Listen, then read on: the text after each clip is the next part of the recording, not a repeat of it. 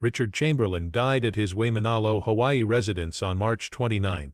At age 90 he was no protracted family or representative statement, no public burial, only a quick notice from his closest pal in his latter years. While many of the younger generation only knew him from hazy vintage video on YouTube, several prominent newspapers covered the story. For those who saw the golden age of American television, Richard Chamberlain was an icon, the ideal guy on screen, always graceful, careful, and in charge. He was a guy who stayed quiet his whole life, free of scandal.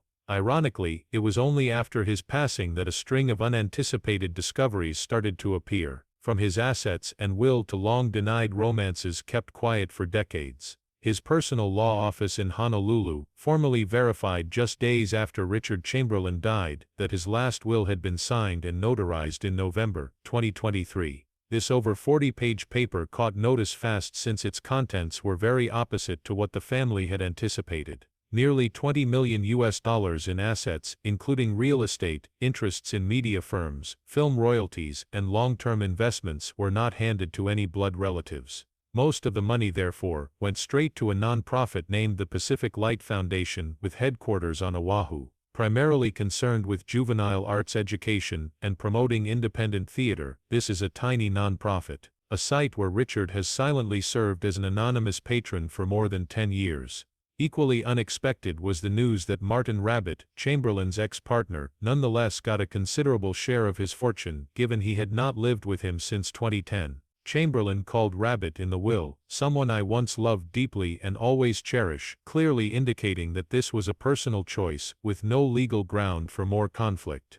The connected papers say Rabbit was given complete ownership of a Maui villa, an undisclosed sum of cash, and 2 joint investment accounts formed before 1995. The will left almost no legal loopholes for challenge or protest, with forceful language and unambiguous intent. Chamberlain's blood family protracted silence simply served to highlight the narrative more. One niece who formerly worked in education, had nearly no contact with him for many years, said in an interview that the family not being included in the will did not surprise her. Though Uncle Richard constantly stayed away, we attempted to reconnect often. He lived as he chose, and I believe this perfectly shows that. Major news organizations started looking into great depth. Might this be a symbolic rejection? A last note Chamberlain gave to people not so long a part of his life. Several legal experts contended that the will's language revealed he was totally intentional, unaffected by anyone. The attorney overseeing his estate also verified that every choice was made deliberately, openly, and without internal conflicts.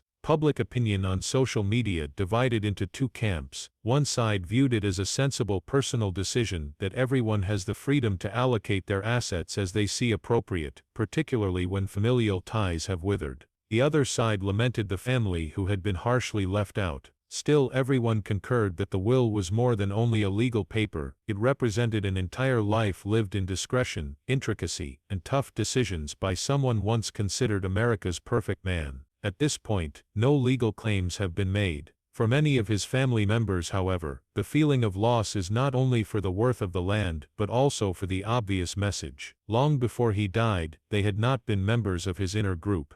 The media changed its attention immediately upon the will's contents exposure. Why would a star who once glowed so brilliantly decide to live in isolation and leave little to his family? Chamberlain's inner conflicts between the brilliant glare of celebrity and the darkness of the truths he was compelled to hide could provide some insight. A life split, light and shadow. Richard Chamberlain was the epitome of an ideal America at the zenith of his career. Good looks, a good name, polite behavior, and a quiet voice. From his part as Dr. Kildare in the 1960s television series of the same name, he became the idol of millions. Dr. Kildare was more than simply a character. Moral, responsible, and emotionally repressed, it characterized a generation of male TV protagonists. Over the following 2 decades, that success opened the door for Chamberlain to star in a number of significant productions, therefore familiarizing him in a purported miniseries, including Centennial 1978, Shogun 1980, and The Thorn Birds 1983. He kept a steady character in every position, a strong, sensitive guy occasionally defined by tragedy, who always preferred silence to rebellion.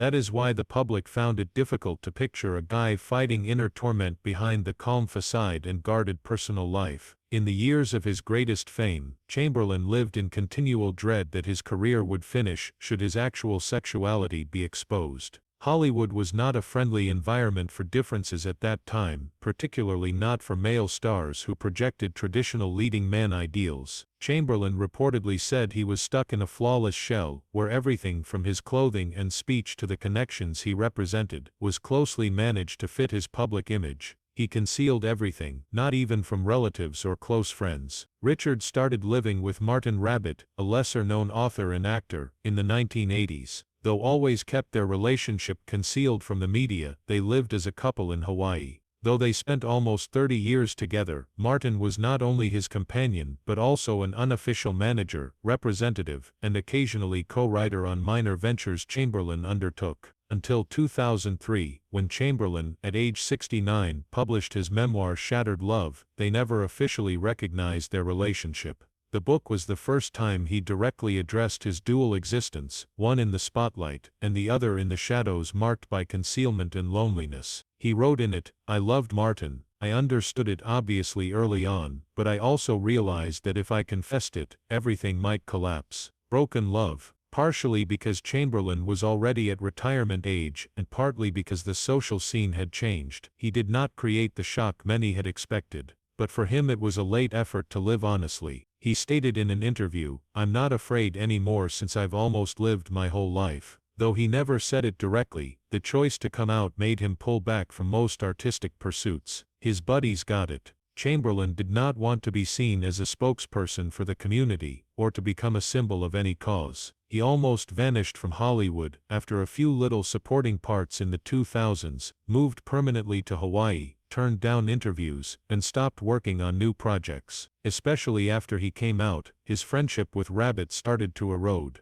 Though they split in 2010, they stayed in touch like most people do, who had shared most of their lives usually do. Richard had no other spouse. Living alone at a beachside house, he read, played the piano, and seldom interacted with the media. Several neighbors said he was quiet but polite, usually giving books to the neighborhood library and quietly funding minor cultural activities nearby. Many people thought Chamberlain's life divided into two separate halves, one under the spotlight fulfilling social standards and the other in the shadows, quieter, less stressed but obviously more genuine. The latter in the shadows, quieter, less stressed but obviously more real. Those private decisions are no longer perplexing when seen next to a contentious will. They show a lifetime of constancy, keeping control, safeguarding his personal space, and only leaving behind what he really thought was deserving. Richard Chamberlain had all but disappeared from the media spotlight during his quiet last years since leaving Hollywood. No scandals, no noteworthy film projects, and no public event appearances. Still, Chamberlain kept some links to the arts, mainly by anonymous contributions to independent theaters, public libraries, and artist training programs on the island of Oahu. He quietly participated in local cultural initiatives. Among the sites he visited often was a tiny art school concentrating on playwriting, acting, and theater. He did not teach officially, but sometimes provided private mentoring, usually to kids from low-income families. One ex-student remembered Chamberlain always listening attentively and providing quick, clear counsel, even though he didn't say much or discuss his past. He never made these donations public. The Pacific Light Foundation, which got most of his inheritance, only after his death disclosed he had been their greatest supporter for the last 15 years. In a short statement, the director of the charity said, "Mr. Chamberlain was the reason many generations of young artists were able to start from nothing. He never requested his name to be spoken, all he wanted was for them to have a shot." His steady backing helped the foundation expand from a tiny community organization into a regional platform of influence presently supporting more than 300 students annually. Though he lived alone, he was not completely cut off. A tiny circle of pals, including some people in the cultural field, a local doctor, and an old buddy from his adolescence kept in consistent touch. Sometimes they hosted classical music events or book readings at his house. One member of the group said Chamberlain enjoyed playing the piano, particularly pieces by Debussy and Chopin. Some days he would play for an entire afternoon, saying nothing, just silently immersing himself in the music, spiritually. He appeared to be free of others' expectations and the need to keep an image, so no more burden. A close buddy said he had no regrets and was not furious. He knew precisely who he was and what he desired for the remainder of his life. Not to marry, not to have children, and not to keep strong links with his original family were deliberate decisions not to make. It was a carry-on of a way of life. No ties, no entanglements, no one else making decisions for him. Richard Chamberlain decided to become an absence in a time when every personal aspect may become material for public consumption. Still, looking back on his life, one cannot help but believe that a quiet loneliness remained, maybe caused by ties long cut with the family he once had. Chamberlain was the youngest child of a middle-class Beverly Hills household, and the unbridgeable divide. His mother was a housewife, and his father an insurance salesman. He kept in touch with his family for a while after rising to fame, particularly with his mother, who attentively monitored the first stages of his career. A friend from his adolescence in the mid-1970s, however, claimed he started to pull back, hardly showing at family events and no longer actively contacting his brothers. The rift came not from a particular event but rather from accumulation, instead. One side was a star attempting to conceal some of himself to endure in the business. On the other was a conventional household, unacquainted with change and frozen by his profound, sometimes far-off judgment. Chamberlain's connections with the surviving relatives all but disappeared upon his parents' death. Most of his biological nieces and nephews were on the West Coast and said they grew up without any genuine memories of intimacy with Dad. One niece tried to see him in Hawaii in the early 2000s but was sent away with the justification that it was not a good moment. Some were called sending letters or holiday gifts now and then. They got no reply. Most of the family picked quiet when he came out in his memoir Shattered Love. There was no open criticism or public backing. What really caught my eye was the total lack of any voice. Once the will became public, some family members voiced sadness. None, however, took court action.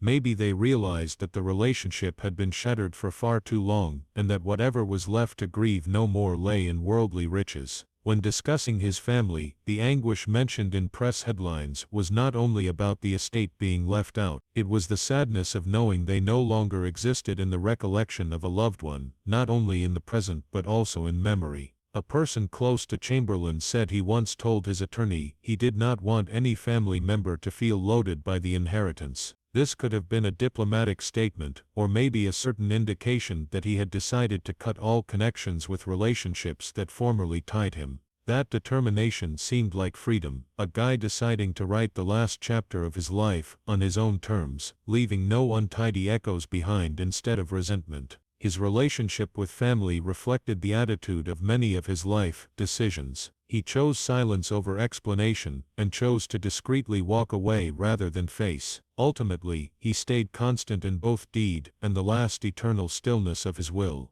There was no public anger, no inheritance-related lawsuits, but the vacuum left behind was clear. Those remaining alive lost not only a blood kin, but the opportunity to know him, converse with him, and meaningfully bond with him. Once the door shut, Chamberlain's last remark was, "I live my own life," and for him that was sufficient. Richard Chamberlain's actual legacy is quieter and deeper than his reputation as a TV star, or the guy who left behind a contentious will. It is a life full of struggle distinguished by consistency and a path that rejected prejudice, and a consciously selected style of life, to the very last moment. The actual legacy is a name transcending labels. When Richard Chamberlain started his career, the picture of a leading man on screen had clear definitions. Chamberlain didn't merely fulfill those standards, he defined them since he was strong, outgoing, typically masculine. Roles such as Dr. Kildare, Father Ralph, and the Thorn Birds, or the explorer in King Solomon's Mines, all followed the same ideal mold, a man of responsibility, restraint, and perfect look.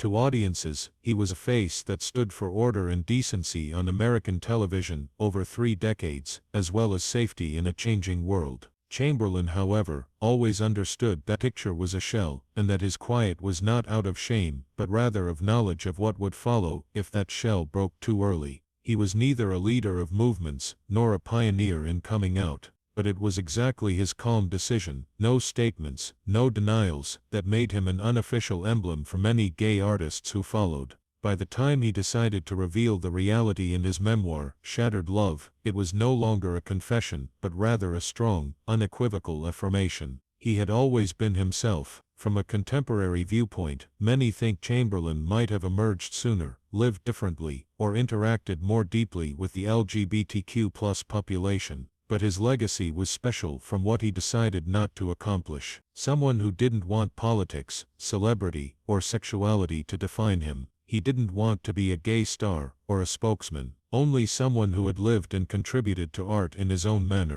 The local cultural community in Hawaii, where he lived almost the last 25 years of his life, saw him as a quiet philanthropist. To assist aspiring artists from poor backgrounds, the Pacific Light Foundation has subsequently declared intentions to rename an art scholarship in his honor. Small memorial ceremonies at nearby theaters, not spectacular but full of feeling, occurred in the days following his death. A handwritten message left by Chamberlain, provided by the director of the foundation, read, "I haven't left behind much that can be measured, but I hope a few young people after me will find an art of reason to keep going." Chamberlain's cultural legacy was not only in the parts he performed, it was in how he decided to live, managing his image when it counted, letting go when it no longer did. He lived quietly, but not in hiding, alone, but not in isolation. Ultimately, his leaving was not as quiet as it could have looked. His will drew news not only for its financial consequences, but more crucially, for the concealed aspects of a life many believed they had already grasped.